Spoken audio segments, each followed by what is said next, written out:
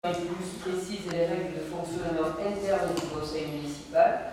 Ce règlement doit être adopté dans les 6 mois suivant l'installation du conseil municipal, conformément à l'article L2121-8 du Code général des collectivités territoriales.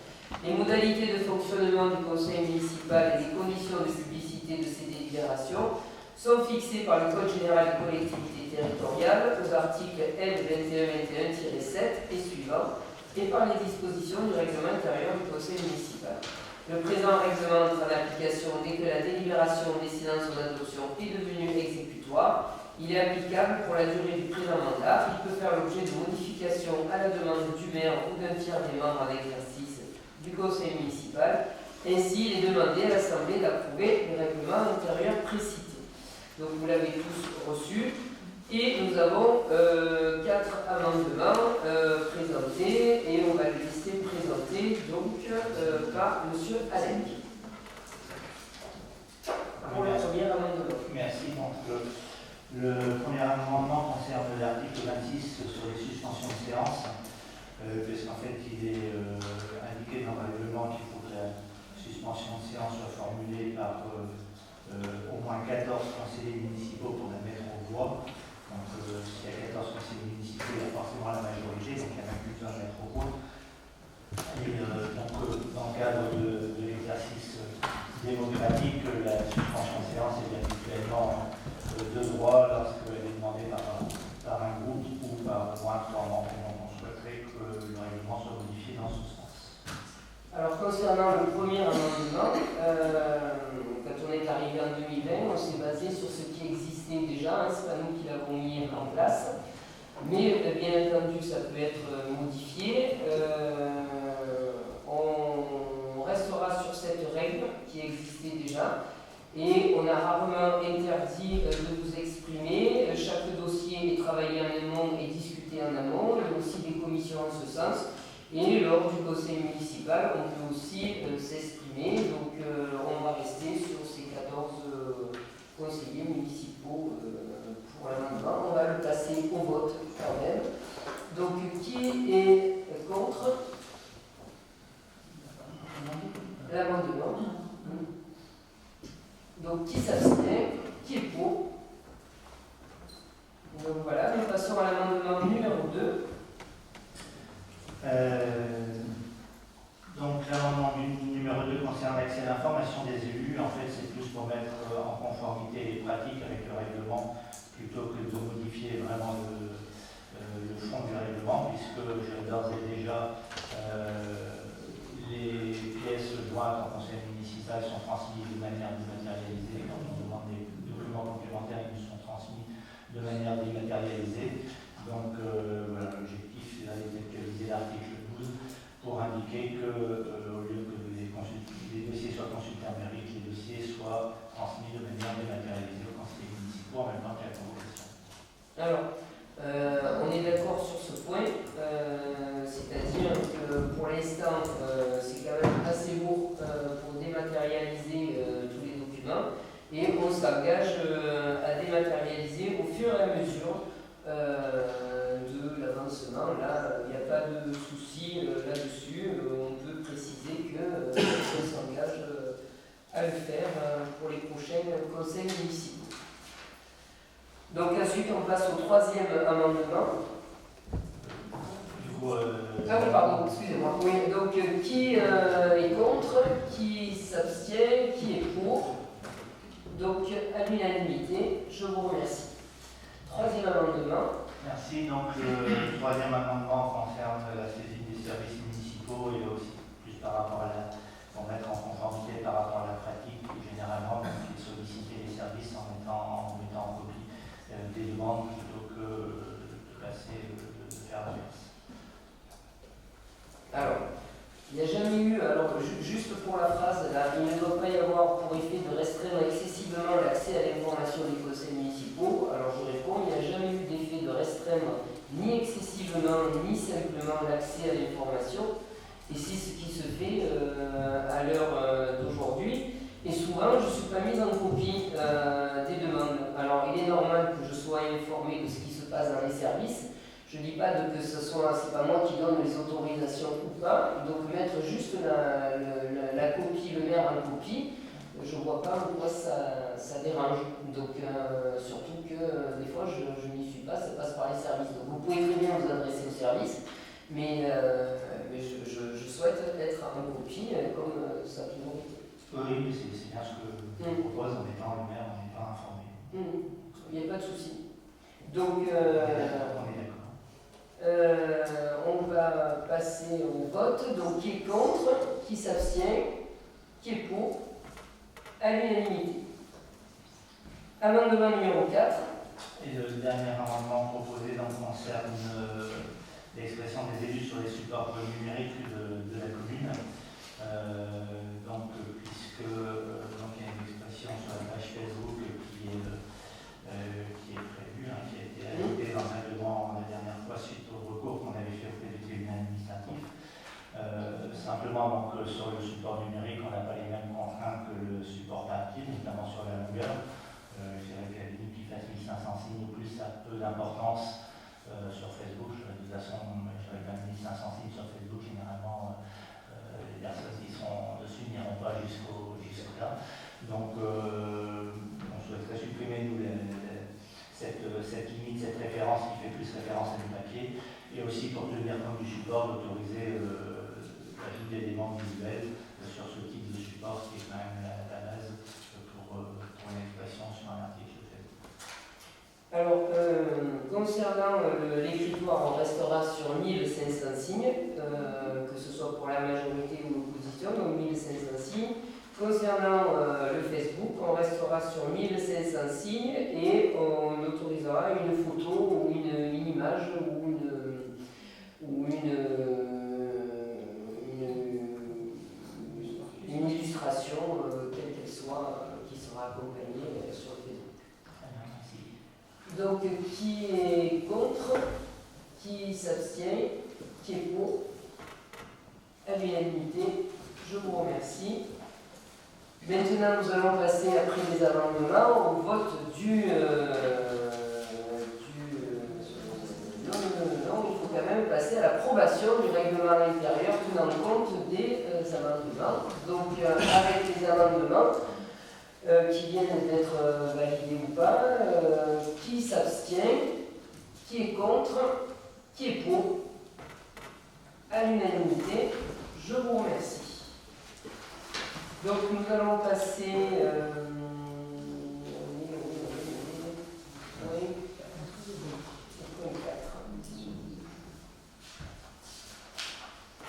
alors, formation des élus. Alors là, il n'y a rien de bien changé. Donc l'article L2123 du -12 du Code général des collectivités dispose que les membres d'un conseil municipal ont droit à une formation adaptée à leur fonction. L'organe délibérant, dont dans les 3 mois suivant son renouvellement, délibérerait sur le droit à la formation des élus locaux et déterminerait les orientations et crédits ouverts à ce titre. Donc un tableau récapitulant les actions de formation des élus financées par la commune est annexé au code administratif. Il donne lieu à un débat annuel sur la formation des membres du conseil municipal. Les frais de formation constituent une dépense obligatoire pour la commune à condition que l'organisme dispensateur de la formation soit agréé par le ministre de l'Intérieur. Depuis le 1er janvier 2016, le montant prévisionnel des dépenses de formation ne peut être inférieur à 2% du montant total des indemnités de fonction susceptibles d'être allouées aux élus de la commune. Le montant réel des dépenses de formation ne peut excéder 20% du même montant. Les crédits relatifs aux dépenses de formation qui n'ont pas été consommés à la clôture de l'exercice au titre duquel ils ont été inscrits sont affectés en totalité au budget de formation de l'exercice suivant. Ils s'accumulent ainsi avec le montant du budget formation obligatoirement voté chaque année. Les frais de formation comprennent les frais de déplacement, les frais de transport, les frais de séjour, c'est-à-dire les frais d'hébergement et de restauration. Les frais d'enseignement, la compensation de la perte éventuelle de salaire, de traitement de revenus, justifié par l'élu et plafonné à l'équivalent de 18 jours par élu pour la durée du mandat. Elle est de même nature que l'indemnité de fonction et donc est soumise à la CSG et à la CRDS. Il a été voté un montant de 5 000 € sur le budget 2026 Il convient donc d'approuver le règlement intérieur pour la formation des élus. Donc, s'il n'y a pas de questions, je passe au vote. Qui est contre? Qui s'abstient? Qui est pour? À l'unanimité, je vous remercie. Donc maintenant, nous allons passer au point 5, l'approbation du règlement budgétaire et financier. Je laisse la parole à Estelle Orpillon.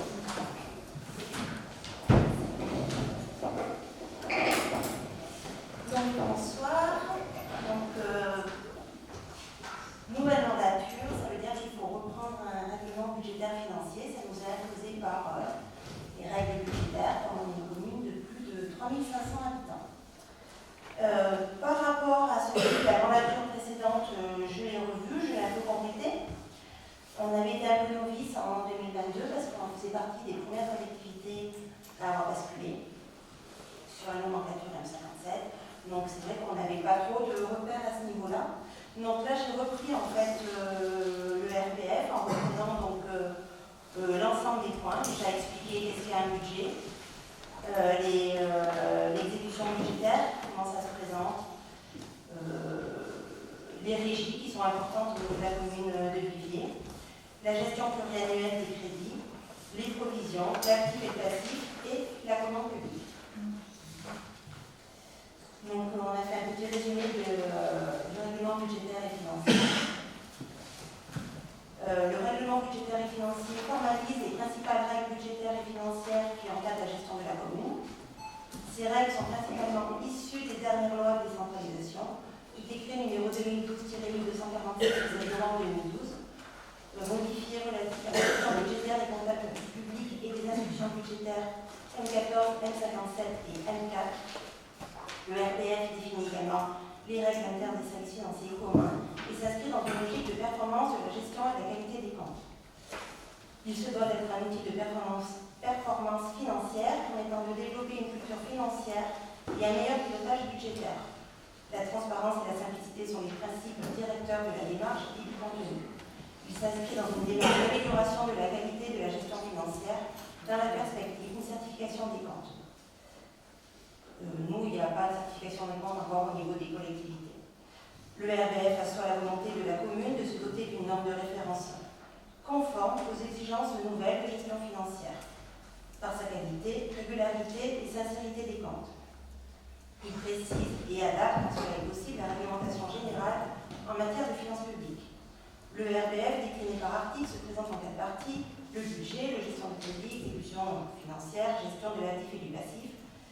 Le contenu par partie est le suivant. Donc le budget, cette partie contient les principales règles relatives au budget et présente également la gestion budgétaire pluriannuelle. La gestion des crédits traite de la comptabilité d'engagement et des obligations de l'ordonnateur dans la gestion des dépenses et des recettes. L'exécution financière. Cette partie présente les règles applicables au processus de la dépense et de la recette et les règles relatives aux services faits. Les principes en matière de subvention et de régie sont également détaillés. La gestion de l'actif et du passif. Dans le cadre de l'amélioration de l'information sur la situation patrimoniale, les règles régissant la gestion de l'actif et du passif sont précisées. Cette gestion est un enjeu de la certification des comptes. Les principes de gestion de dette sont évoqués. Donc forcément, suite aux élections municipales, il convient d'approuver un nouveau RDF. Est-ce que vous avez des questions? La délibération reprend pour partie, mais je suis obligée de la lire. Vu l'article L517-10-10 du Code général des collectivités territoriales, vu l'article 30 du décret numéro 2012-1946 du 7 novembre 2012 relatif à la gestion budgétaire des comptables publics et des instructions budgétaires et comptables M57, M14, M4 et ses déclinaisons. Vu la délibération numéro 2021-062 du Conseil municipal du 7 juillet 2021 relative à la mise en place de la nomenclature M57 à compter du 1er janvier 2022, vu l'obligation de la mise en place d'un règlement budgétaire et financier en vertu des dispositions prévues à l'article 242 de la loi 2018-1317 du 28 décembre 2018 des finances pour 2019, formalisant et précisant les principales règles budgétaires et financières qui encadrent la gestion de la commune de Viviers et permettant de regrouper dans un document unique les règles fondamentales auxquelles sont soumis l'ensemble des acteurs intervenant dans le cycle budgétaire. Considérant que ce règlement budgétaire et financier ayant pour principal objectif de renforcer la cohérence et l'harmonisation des pratiques de gestion, ainsi que de s'assurer la permanence des méthodes et la sécurisation des procédures valables pour la durée de la mandature, pourra être réactualisé en fonction de l'évolution des dispositifs législatifs et réglementaires. Considérant que suite aux élections municipales, il convient d'approuver un nouveau RBF, considérant l'article L3 du Code de la commande publique énonçant trois grands principes fondamentaux que doivent respecter les acheteurs, quel que soit le montant du marché public, la liberté d'accès à la commande publique, l'égalité du traitement des candidats et la transparence des procédures, précisant l'article 7 du RBF, considérant qu'en application des principes de prudence et de sincérité, toute entité publique locale appliquant l'instruction budgétaire et comptable M57 a l'obligation de constituer une provision dès l'apparition d'un risque avéré, une dépréciation de la part de valeur d'un actif précisé dans l'article 18 du RBF. Je mets le RBF au vote. Qui s'abstient? Qui vote contre? Donc, c'est tout bon.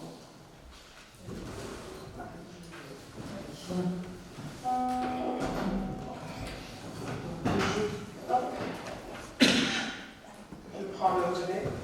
Donc nous allons examiner les comptes financiers uniques 2025 du budget principal et du budget annexe. Pour information, donc, le compte financier unique est un document budgétaire qui fusionne le compte administratif qui est établi par l'ordonnateur et le compte de gestion qui est établi par le comptable. Cette nouvelle mesure est instituée par l'article 242 de la loi de finances 2019. Il a été expérimenté entre 2021 et 2023 par des communes volontaires. Et le bilan de cette expérimentation ayant été positif, le CFU doit être généralisé pour l'ensemble des collectivités au plus tard pour l'exercice 2026. Et je passe la parole à Estelle Farabiran. Donc voilà, c'est notre premier compte financier unique. Donc, comme vous avez dit, Madame Rita Wallier, donc il regroupe les comptes administratifs et les comptes de gestion pour avoir plus qu'un seul document qui soit conforme et qu'il n'y ait plus de soucis en fait entre les deux comptes qu'il peut y avoir en fait de temps en temps. Donc le compte financier unique reprend les résultats de l'exercice 2025. Donc au niveau de la section de fonctionnement, nous avions un résultat reporté excédentaire de 930 698,87. Les opérations de l'exercice en dépenses s'élèvent à 4 486 153,29 et en recettes à 4 265 860,37. Ce qui nous fait du coup un résultat de clôture à 1 410 405,95. Au niveau de la répartition entre 2024 et 2025, nos dépenses donc, à caractère général ont augmenté à 1 354 000 €, principalement dû en fait aux travaux qui ont été faits au niveau de la protection de la falaise du Creux, qui se sont élevés à 85 000 € et qu'on a dû mettre en section de fonctionnement. Également, il y a eu le reversement de la tarification sociale à l'OGEC pour 20 000 € et les travaux en régie pour 20 000 € également.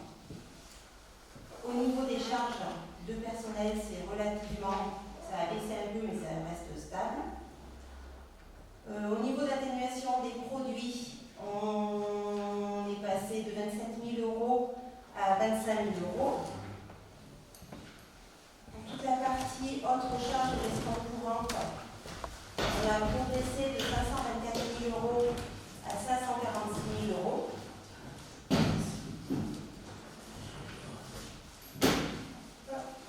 Les charges financières ont également augmenté de 28 000 à 48 000 €.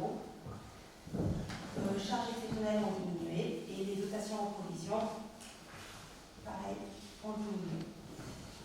Les opérations d'ordre, ce sont tout ce qui est opération d'amortissement, donc ça ne rentre pas en compte.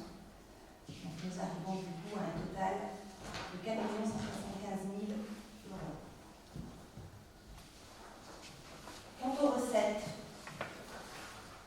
on a une augmentation au niveau donc, des produits de service,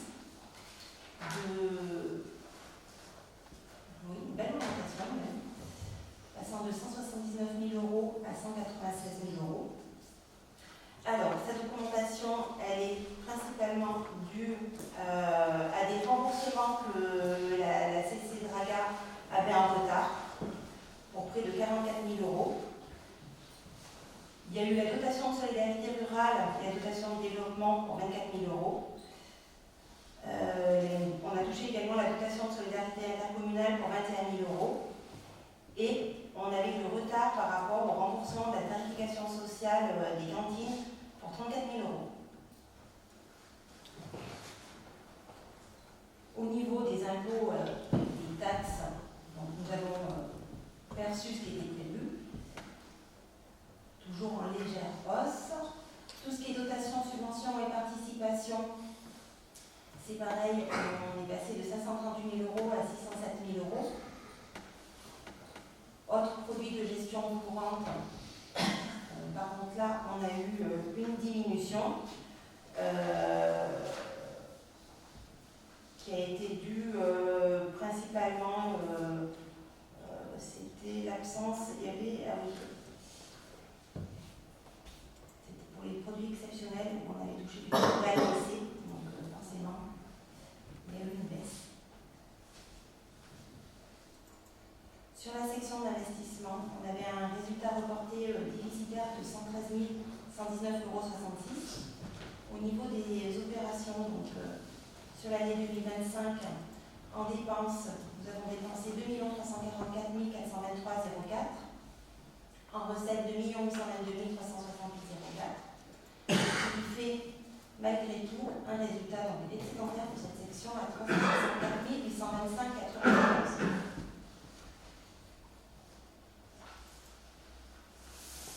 Au niveau des dépenses, donc les dépenses d'emprunt sont passées de 191 000 à 141 000. Les dépenses principalement, on va dire, d'études de 112 000 à 86 000. Les dépenses d'investissement du chapitre 21 de 1 107 000 à 925 000. Et les travaux en cours des différents marchés de 1 409 000 à 820 000. Et les subventions d'équipement ont également baissé de 10 000 à 6 000 euros. Quant aux recettes d'investissement, on n'a pas encore touché l'ensemble des subventions d'investissement, passant donc de 673 000 à 415 000.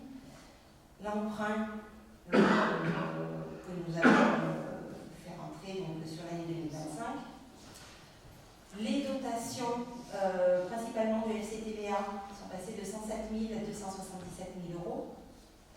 L'excédent donc reporté de 1068 à 512 000 euros. Les immobilisations en cours, donc c'est les régularisations des avances de nos différents marchés, à 132 000 euros. Ce qui fait un résultat en recette à 2 258 000 euros. Concernant l'endettement, donc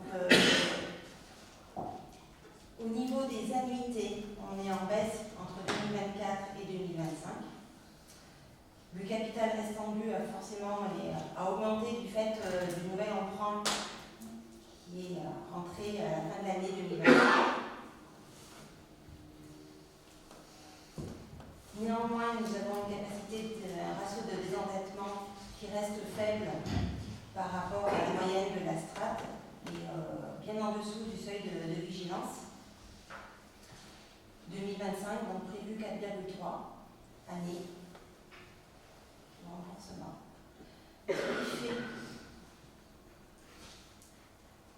Au niveau de l'affectation du résultat sur le budget principal, donc résultat reporté en section de fonctionnement 930 698,87, dépenses de fonctionnement 4 486 153,29, recettes de fonctionnement 4 986 188,50, ce qui fait un résultat de clôture sur l'exécution de fonctionnement à 1 430 734,08.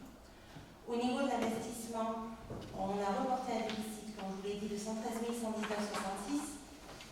Au niveau des dépenses investissement, nous avons dépensé 2 344 423,04 et encaissé en recettes 2 822 368,64.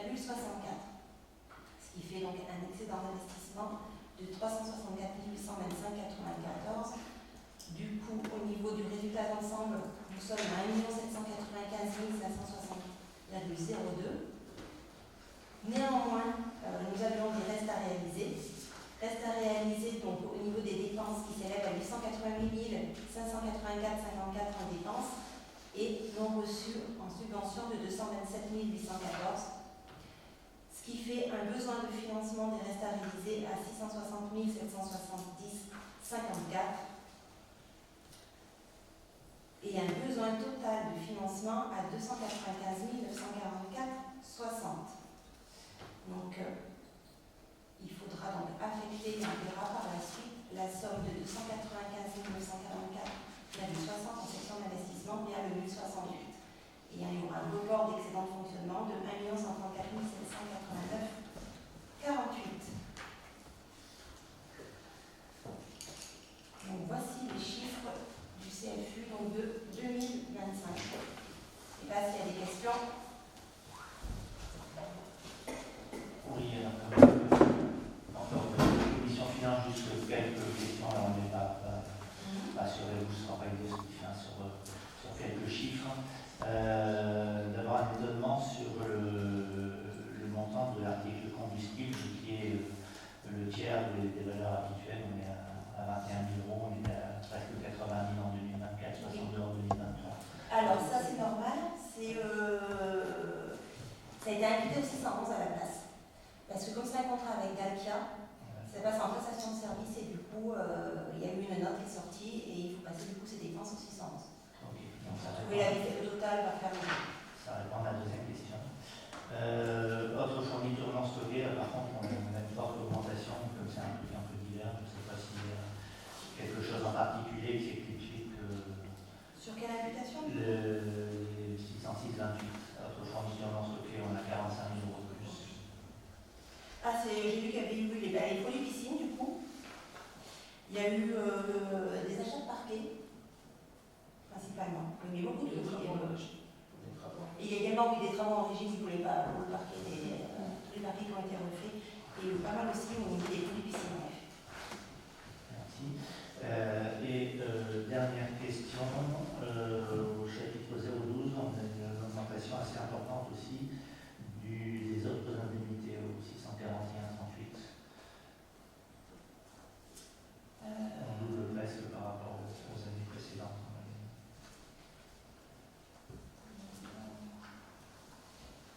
Le 641,38, ce sont les contrats privés.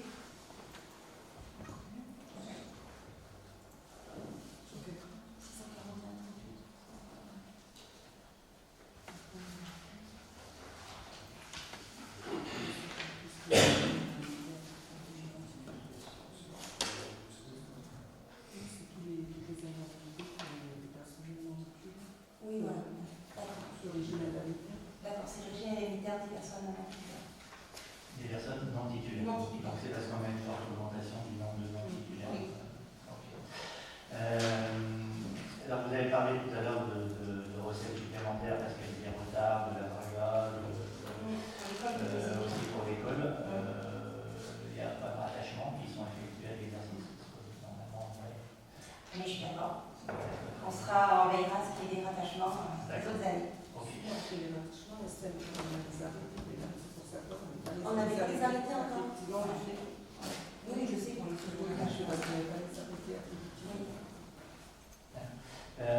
Ensuite, donc, on va pas refaire le débat d'orientation budgétaire et donc ce que j'avais dit simplement donc, pour rappeler qu'on avait mis en avant le montant trop élevé de l'emprunt, le compte administratif le confirme, puisqu'on a un excédent des recettes d'investissement et globalement un gros excédent d'exercice, donc l'emprunt aurait pu à minimum être largement dans son volume et donc pour cette raison et pour les autres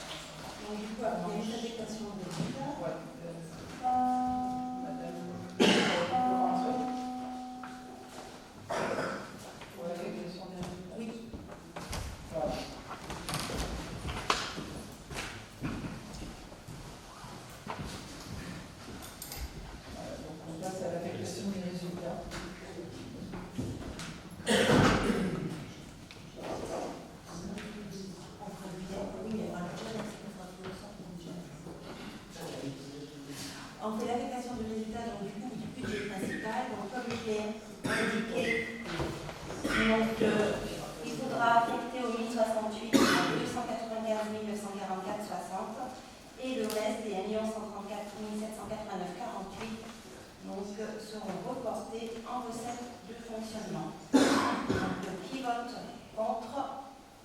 Qui s'abstient? Qui vote pour?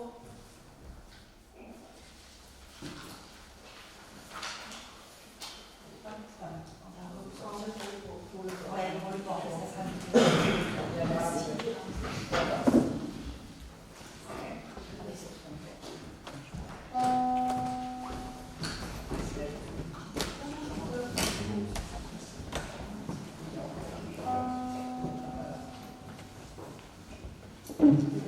Donc du coup, pour le port, bon mais ça sera vu le port, on va dire qu'il y a une relative stabilité au niveau des charges à caractère général. 7 000 € en 2024, 1 000 € en 2025. Donc les charges de personnel, il n'y en a plus. Concernant les recettes, donc on passe de 13 000 € à 12 000 €. Au chapitre 75, on passe donc de 9 000 € à 10 000 €. Par contre, en fait exceptionnel, là on passe de 8 000 € à 20 000 € du fait de la subvention exceptionnelle pour équilibrer les ventes.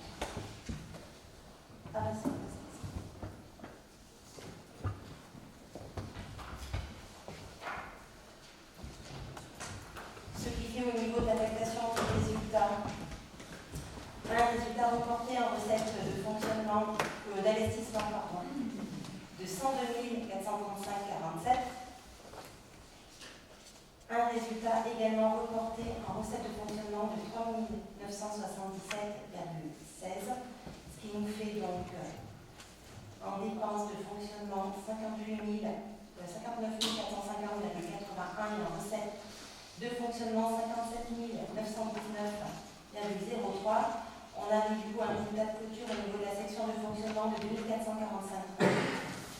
Pour la section d'investissement en dépenses, nous retrouvons donc 16 618,25 et en recette d'investissement 51 276,09, ce qui nous arrive à un résultat d'investissement à 137 093,31. Donc ce total général est de 139 538,69 pour les deux sections.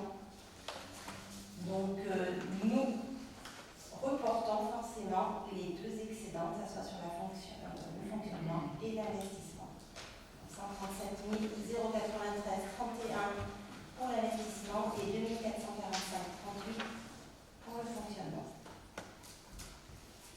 Donc on va passer au vote du CFU du budget annexe port. Qui est contre? Qui s'abstient? Qui est pour? On enchaîne du coup avec l'affectation du résultat. Donc, on reporte les deux excédents en fonctionnement et en investissement.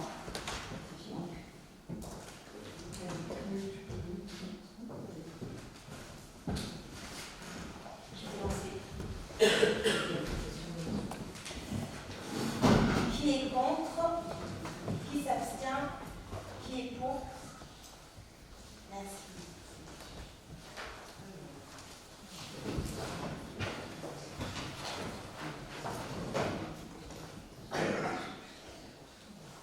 Alors, fixation du point 8 des taux d'imposition pour l'année 2026 et je laisse la parole à Martine Ricard-Wauquiez.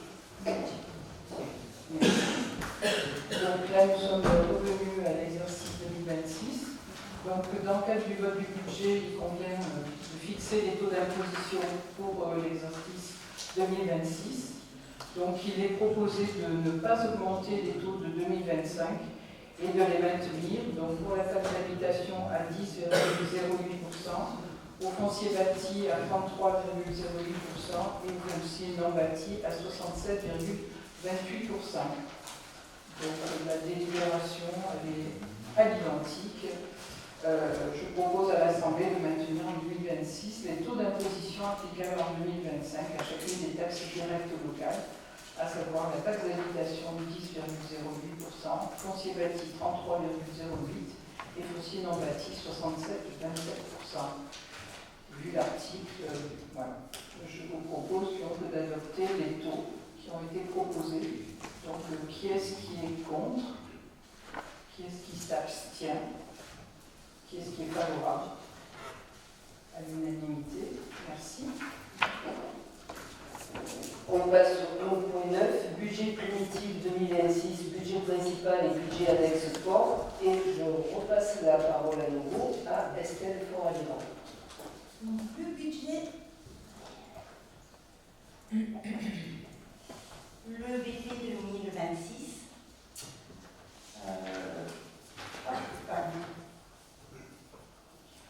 donc le budget principal 2026 qui vous est proposé en fait reprend les investissements qui ont débuté. Il n'y a pas d'autres investissements inconnus en fait, au niveau de ce BP. Donc, comme vu lors du débat d'orientation budgétaire, l'investissement principal, la voirie dans un premier temps, les dépenses de voirie donc, qui devraient s'élever à 600 000 euros, voire plus, dont les principaux points sont la voirie du quartier de la Madeleine, avec une estimation à 240 000 euros, l'aménagement du parking Jean Mauré pour environ 60 000 euros, et après un budget pour les diverses voiries de la commune de 270 000 euros en investissement. Dans les autres dépenses qui sont prévues, la réhabilitation du patrimoine bâtimentaire, avec les travaux de toiture de l'aile nord de la mairie pour un montant de 366 000 euros, la réhabilitation des écuries en commerce, donc pour la partie 2026 à 460 000 euros, la verrière d'école de la Roubine pour 170 000 euros et la mise en sécurité du fonds de l'îlot de l'hôpital pour 173 000 euros.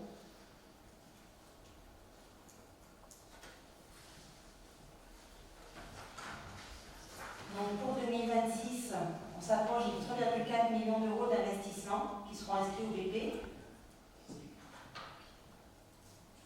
Donc ces investissements seront financés par nos fonds propres. Il n'y aurait pas besoin de souscrire à un emprunt. Sur la section de fonctionnement,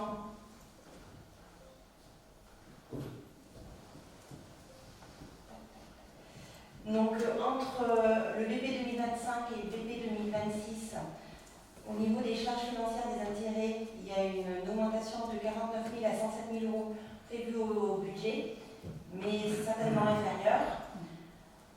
Les charges exceptionnelles sont estimées à 2 000 euros. Les dotations aux provisions, 8 000 euros, c'est le solde du CET.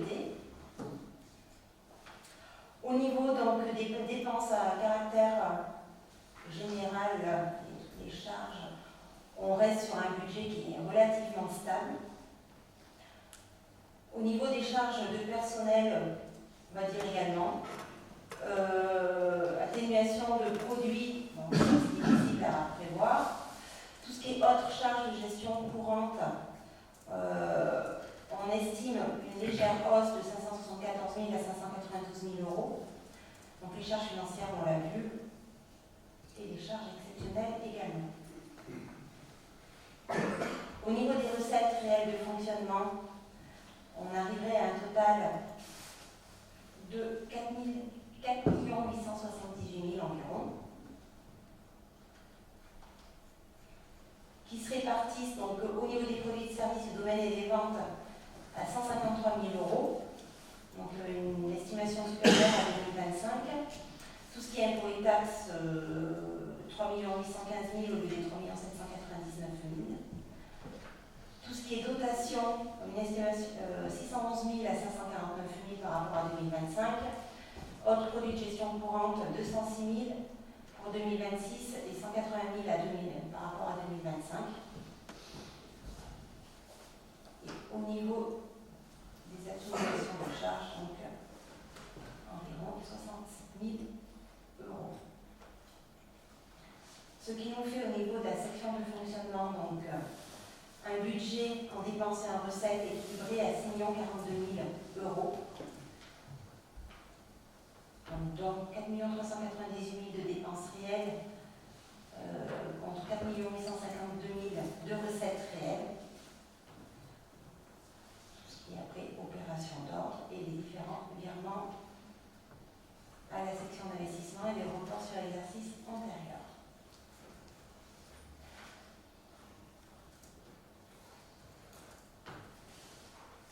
L'endettement, donc à fin d'année, au niveau des annuités, donc on réaugmente entre 2025 et 2026.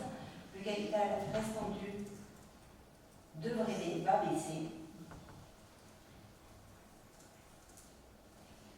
Après, au niveau des capacités d'autofinancement, difficile de savoir. On est sur du prévisionnel et ce n'est pas encore le définitif. Ça sera seulement l'année prochaine. C'est pareil pour le ratio de désendettement, qui est toujours supérieur en prévision que la réalité une fois les comptes clôturés.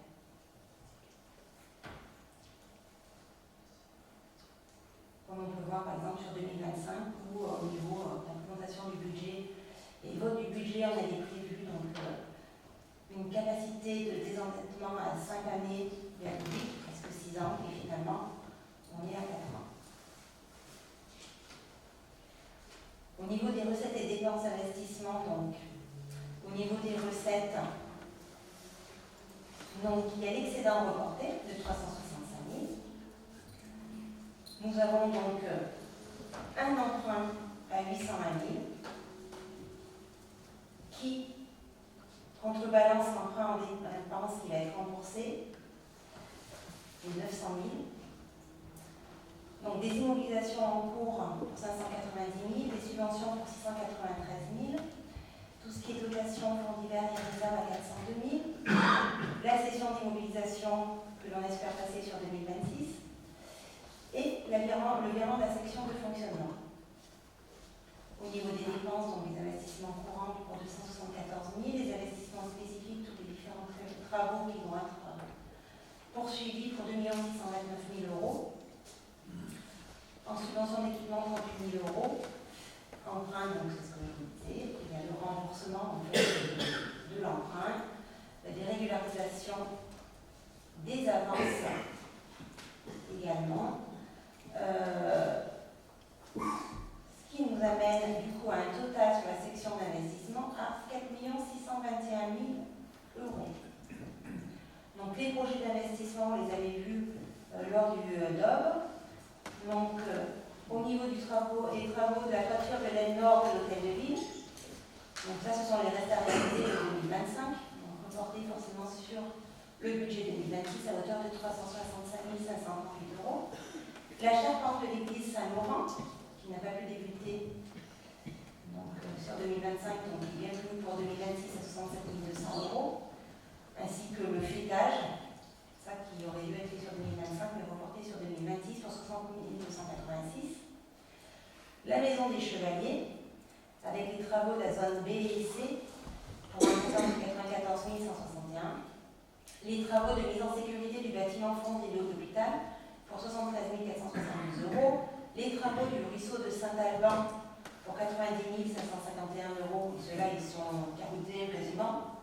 Il ne restait pas grand-chose à la dernière. La voirie quartier de la Madeleine pour 240 000 euros, donc les différentes voiries, à Jean Moret 60 000. La restauration d'urgence du pont romain pour 91 000 euros. Réhabilitation des écuries, donc la partie 2026 pour 460 000 euros. Les bâches de protection des bâtiments du fond de l'hôpital pour 100 000 euros. La verrière d'école de la Roubine pour 170 000 euros. Et l'éclairage LED du centre-ville et l'RD 86 pour 67 422 euros. Donc, au niveau donc, des projets pluriannuels, il reste donc au niveau de la maison de santé, donc un solde encore intégré. Donc les aménagements d'écuries, donc ce qui était prévu sur 2026, et la réhabilitation de la piscine, où il reste également un solde de 15 160 euros.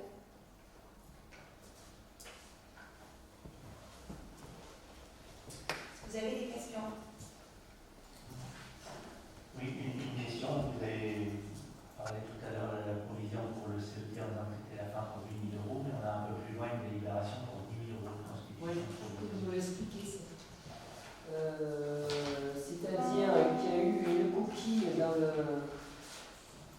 document qui a été envoyé, alors attendez, c'est quel le CET, c'est... En fin de compte, ce qui a été envoyé comme document, c'est au 31/12/2025, on s'était basé sur 553 jours, ça c'est ce que vous avez reçu. Et en fin de compte, ce qu'il faut retenir, c'est 532 jours, c'est ce qui a été prévu initialement au budget. Donc en fin de compte, il y a juste une erreur d'écriture qui a été envoyée, mais on s'est bien basé sur 532 jours. Et pareil, la somme, on nous a envoyé 180 102 euros, et en fin de compte, on avait bien budgétisé 100 951 euros.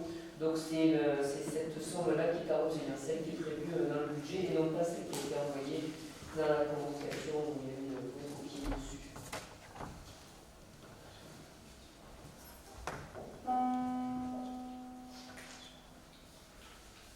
Du coup, on peut passer au vote. Je vais lire prendre les résultats. Donc, budget principal. Le budget principal 2026 équilibre en dépenses et en recettes comme suit. Section de fonctionnement 6 41 600 087. Section d'investissement 4 621 149,39, soit un total de 10 662 758,24. Donc, je propose de mettre au vote. Qui s'abstient? Qui vote contre? Qui vote pour?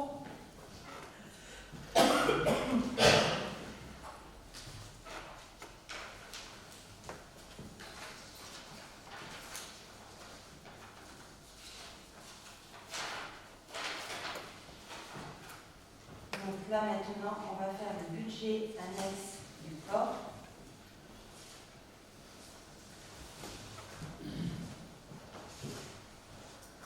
Donc sur le budget annexe du port, on a mis en prévision au niveau des charges à caractère général 16 700 euros. Les opérations d'ordre d'amortissement pour 43 000 euros, ce qui nous fait donc un budget de 60 000 euros. Au niveau des recettes, on a une estimation des recettes à 11 500 euros. Au niveau donc, des ventes et prestations de services, tout ce qui est autres produits de gestion, 9 500 euros. Produits exceptionnels, 20 100 euros. Les opérations d'ordre, un résultat de reporté, ce qui nous fait donc du coup un total également à 60 000 euros. Donc le niveau des dépenses d'investissement, ça reprend forcément l'autre partie. Décimaux au niveau donc, du chapitre 20 et 21 pour 163 700 euros. Les opérations d'ordre, côté recettes, le solde d'exécution reporté qui est de 137 100 euros, plus les opérations d'ordre, ce qui est régularisation des amortissements.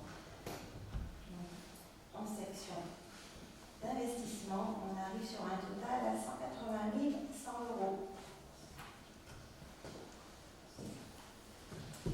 Donc, qui s'abstient? Qui vote contre? Qui vote pour?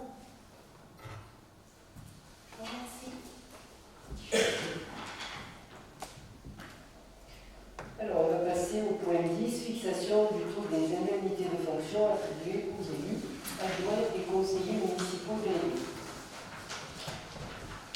Pour rappel, les articles 1, 1er et 3 de la loi 2025-1249 du 22 décembre 2025 portant création d'un statut de l'élu local précise les modalités de fixation des indemnités de fonction des maires et des adjoints qui s'appliquent depuis les élections municipales.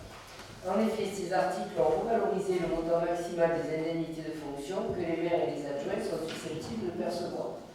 Ainsi, les nouveaux barèmes fixés aux articles L2123-23 et L2123-24 du CGCT conduisent respectivement au plafond indemnitaire suivant, exprimé en pourcentage de l'indice brut terminal de la fonction publique IBT et en euros. Il est donc proposé la répartition suivante: adjoint 1 à 22% et 7 à 19,50% de l'IBT, délégué 1 à 6% et 5 à 3,10% de l'IBT.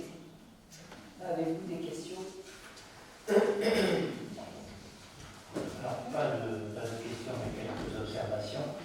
Alors, aucune sur la répartition des taux entre les uns et les autres, parce que c'est un choix qui vous appartient pleinement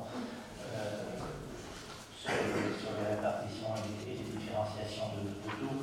Je voudrais tout d'abord souligner le pas en avant que constitue cette délibération par rapport au mandat précédent, puisque cette fois-ci, on n'aura plus une indemnisation générale de tous les conseillers municipaux de la majorité. Il y a eu cette même attitude en 2020 ou même en 2021, quand il y avait la deuxième délibération. Je pense que nous aurions tous gagné beaucoup de temps et d'argent. Et donc un point positif, même si on relève que, contrairement à ce que vous avez dit Frédéric Le Breton, lors du débat d'orientation budgétaire, on sera quand même globalement un peu à la hausse au niveau de l'enveloppe indemnitaire du nouveau mandat par rapport au précédent, puisque bon, il y a eu une hausse de 6% des plafonds qui, même si elle n'est pas appliquée totalement, est au moins appliquée en grande partie. Alors sur cet aspect-là, nous étions engagés de notre côté à une modération plus importante du volume des indemnités. Donc raison pour laquelle nous nous abstiendrons sur cette délibération. Donc, nous allons passer au vote. Qui est contre? Qui s'abstient? Qui est pour? Je vous remercie. Et nous allons passer au point numéro 11.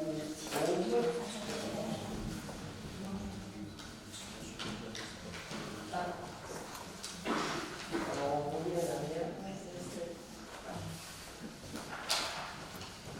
Oui, on a oublié un petit point au niveau du budget annexe port, c'est le vote de la subvention d'équilibre. Donc, vu le code général des collectivités territoriales, considérant qu'il convient d'équilibrer le budget annexe port, il est proposé au conseil municipal d'accorder une subvention exceptionnelle au budget annexe port d'un montant de 20 135 €. Cette subvention sera prélevée du compte 65 73 62 21, subvention au budget annexe du budget communal. Elle créditera le compte 77 41, subvention exceptionnelle du budget annexe port M4. Donc, je vous la propose au vote. Qui s'abstient? Qui vote contre? Qui vote pour? Merci. Alors, on passe au point 11, subvention aux associations, et je laisse la parole à Marie.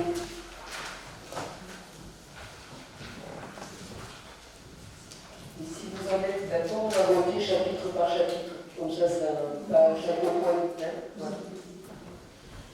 Alors, vu les dossiers des demandes de subvention des associations réceptionnées, considérant que la nature des projets associatifs présente un réel intérêt entrant dans les actions que la commune peut légalement aider, considérant que dans le budget primitif 2026, au chapitre 65, il est prévu la somme de 99 965 destinée à subventionner les associations, les projets scolaires et les organismes mutuels.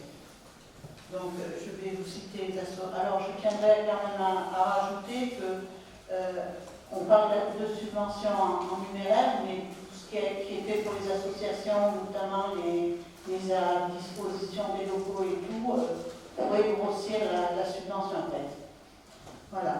Alors, action sociale, ADAPI 500, Alpèvre 4500, FNAD section de Vivier 500, les Amis de l'Hôpital 500, Prêts d'honneur municipaux 350, le Secours populaire 2200 pour un total de 10 550. Avez-vous des questions? Donc je mets au vote. Qui s'abstient? Qui est contre? Qui est pour? Merci. Amical des sapeurs-pompiers 2000. Amicale laïque de Viviers 500, FNACAT 300, Trait d'Union Saint-Montané 150, UFAC 600, UNRPA 1000, total 4550. Avez-vous des questions? Donc je vous propose de voter. Qui s'abstient? Qui est contre? Qui est pour? Animation est faite. Art présent 2000.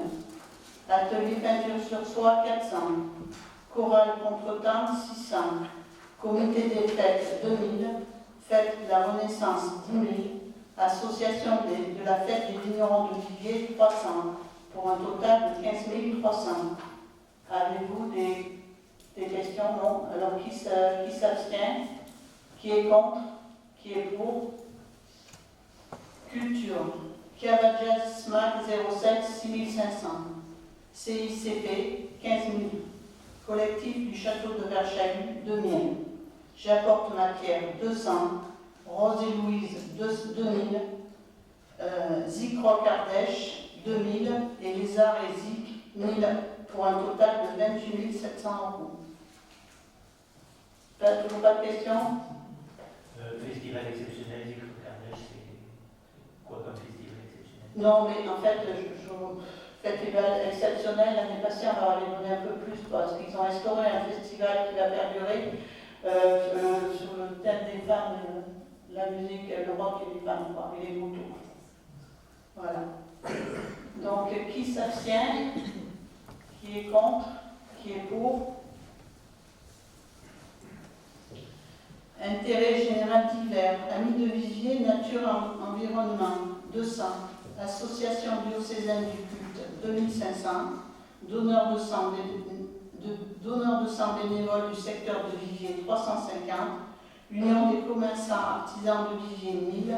Le chat libre 900. Pour un total de 4 950.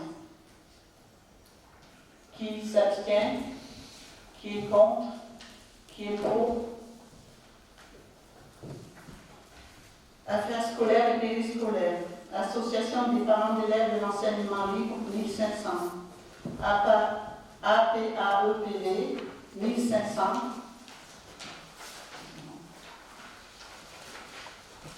Coopérative scolaire au CCE de la Mouvine 800. Coopérative scolaire au CCE maternelle la Marche 1000. Sous des écoles publiques 1000. Total 5800. Qui s'abstient? Qui est contre? Qui est pour? Alors, le sport, association recul technologique 4000. Association communale de chasse agréée 500. Aviron Vivier, Montélimar, Châteauneuf 1700. Association canoë-kayak de l'Escoutaille 200. CSLG Vivarais Ludocan 400. Club motonautique de Viviers 200. Compagnie des archers de Roqueplane 1000. Famille pétanque vivaroise 1000. Gymnastique volontaire 600. Judo club vivarois 3500. Le Brochet vivarois 700. Tennis club de Viviers 5000. L'Union nautique roi de Viviers Montélimar-Pierre-Latte 600. Viviers Jazz Dance 2900. Pétanque loisir Viviers 1000. Vivier Pointe-en-Ligne 600. Team Quad Enduro 07 200. Ardèche Strong 4000. Le Taillecourt 200. Vivier Sport Association 200. Zoom Attitude 500. Volley détente loisir Vivier 200. Total 29 200. Oui.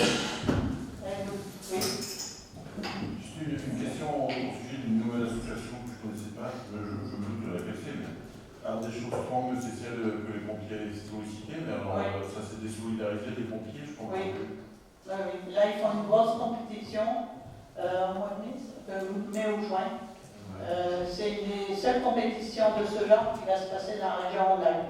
Et c'est je ne veux pas dire d'été, je crois que c'est le seul club de sport de force dans la région. Voilà. D'accord, parce qu'à l'origine c'était proposé par les pompiers, non? Oui, Au Au départ, oui. départ, il y avait, c'était pas les pompiers qui proposaient, c'est parce que la personne qui est présidente président de l'association est aussi sapeur-pompier. Donc ensuite, il avait monté ça avec les sapeurs-pompiers, plus cette personne-là, qui est quand même arrivée 8e mondiale dans cette discipline. Et maintenant, c'est la seule association régionale qui a ce statut-là de strongman. Donc là, il va y avoir un week-end, ils organisent cette manifestation sur 2 jours, donc sur un week-end. Et c'est une compétition aussi avec des mondiaux qui vont arriver. Donc ça va drainer pas mal de monde sur la commune. Et c'est pour ça que cette année, exceptionnellement, il va y avoir cette dotation, cette subvention que l'on va donner, parce qu'ils doivent faire l'achat aussi de matériel qu'ils n'ont pas.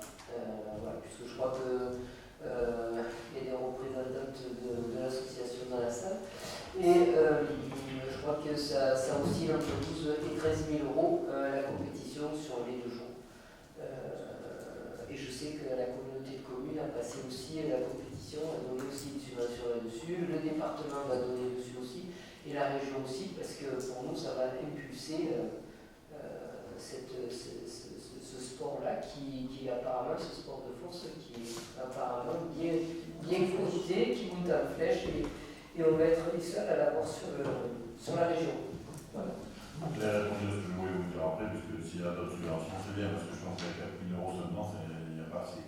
Mais après, déjà, nous on donne beaucoup. C'est ce que je dis. Donc, voilà. Non, mais les autres suivent derrière. Et puis, il fallait aussi motiver le dossier, il fallait que la municipalité soit partenaire, et puis ça allait chercher les fonds, et aider l'association à aller chercher les fonds, et si les choses sont faites, puisque les autres ont répondu derrière. Très bien, merci.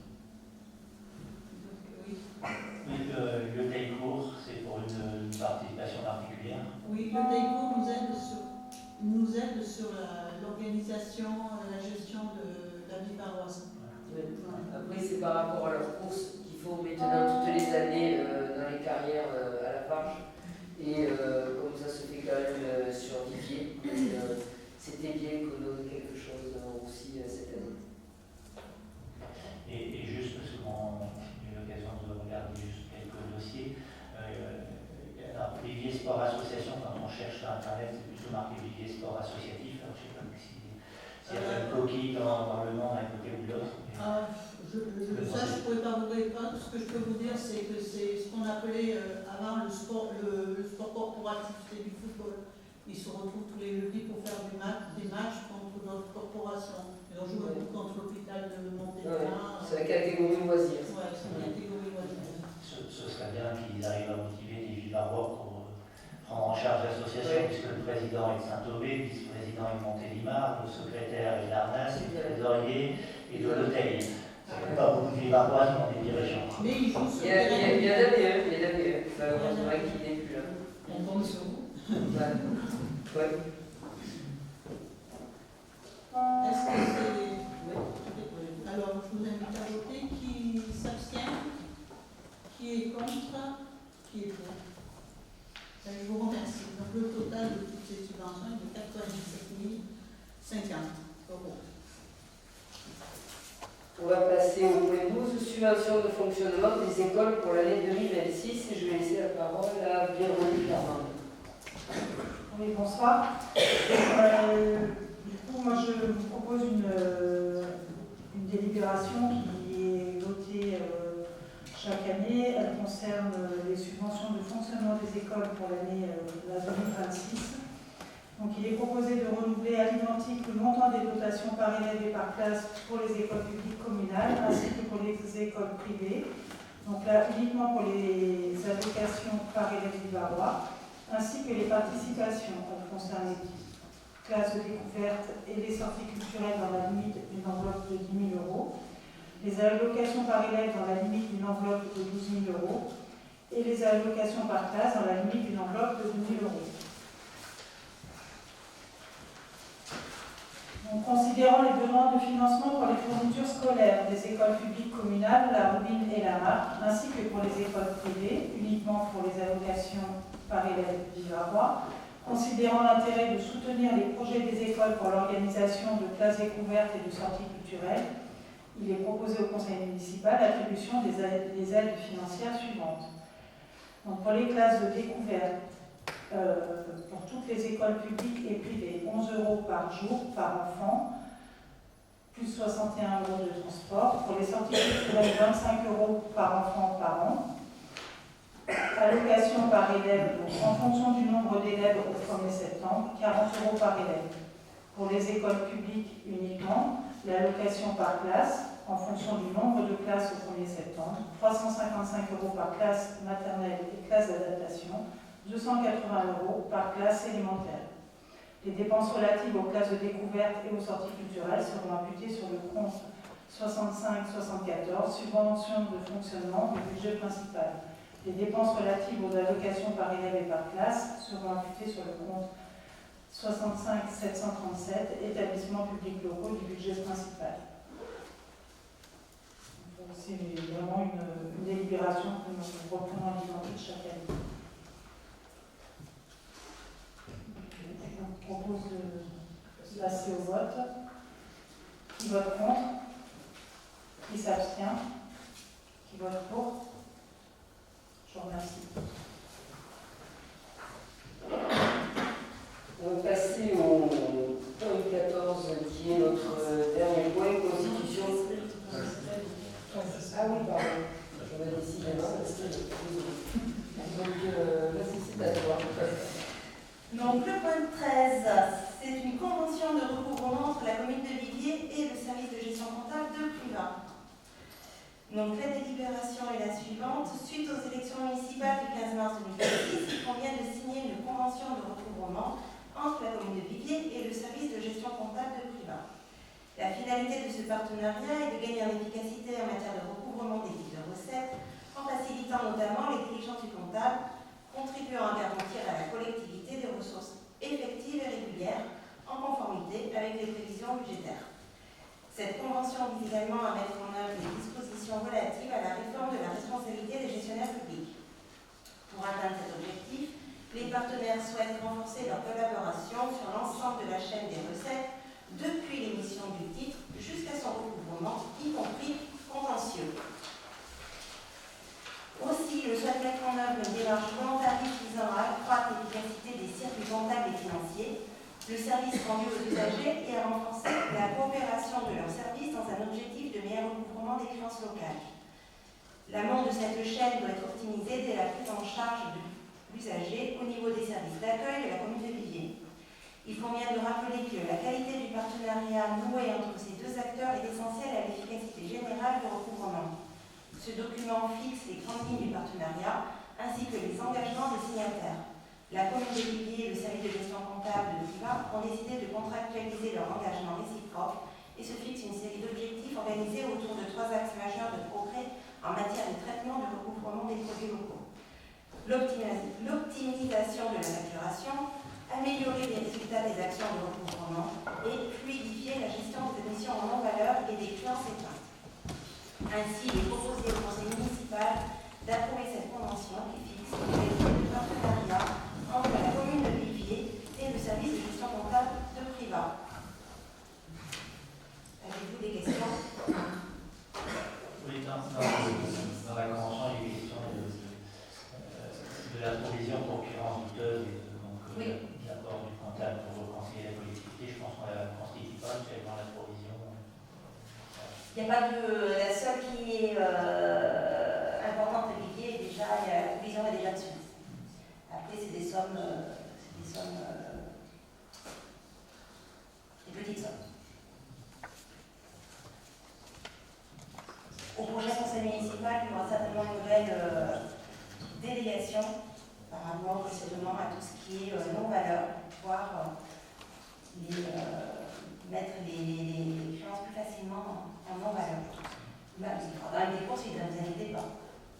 Qui dit non-valeur ne veut pas dire dépassement de la dette, on a toujours le droit de poursuivre. Donc, qui s'oppose à cette convention? Qui s'abstient? Qui vote pour? Merci. Merci Estelle. Alors, cette fois-ci, on passe au dernier point. Point 14, constitution de provision avec les modifications que j'ai données tout à l'heure. Les provisions sont utilisées pour constater un risque ou une charge probable. Les provisions pour risque et les charges sont destinées à couvrir un risque ou une charge qui va générer une sortie de ressources vis-à-vis d'un tiers, sans contrepartie au moins équivalente. La réalisation du risque ou de la charge est rendue probable par un événement survenu ou en cours. Il importe que ce risque ou cette charge soit nettement précise quant à son objet. Une provision pour risque et charge répond à 3 conditions de fonds cumulatives. Le risque ou la charge doit être nettement précise quant à son objet. La réalisation du risque ou de la charge est encore incertaine, mais des événements survenus ou en cours la rendent probable. L'échéance de la sortie de ressources ou le montant ne sont pas connus précisément, mais ils sont néanmoins évaluables avec une approximation suffisante. Les assemblées délibérantes des collectivités locales et des établissements publics locaux doivent prendre par délibération toutes les décisions relatives aux provisions. Nature des provisions à constituer, montant des provisions, dotation initiale également, dotation complémentaire, reprise partielle ou totale, étalement éventuel de la constitution des provisions, neutralisation budgétaire éventuelle, choix du régime budgétaire. Par délibération 104 du 9 août 2010, le conseil municipal a mis en œuvre le compte épargne-temps dit CET sur la commune au profit des agents. Le CET fait partie de la liste des charges approvisionnées. La provision est destinée à couvrir les charges afférentes aux jours épargnés sur CET par l'ensemble des personnels constitués de l'alimentation des CET. Montant coût lié au droit ouvert dans les CET en fonction du jour travaillé des agents. Donc au 31/12/2025, avec la correction 532 jours, ont ainsi été épargnés par les agents correspondant à un coût environ de 100 951 €. Afin de ne pas trop grever le budget 2026, il est proposé au conseil municipal de provisionner le coût relatif à l'année 2025 en tenant compte du rattrapage des années antérieures qu'il conviendra de poursuivre sur les exercices budgétaires suivants. Le total provisionné s'élèvera alors à 100 800 €. Est-ce que vous avez des questions? Qui est contre? Qui s'abstient? Qui est pour?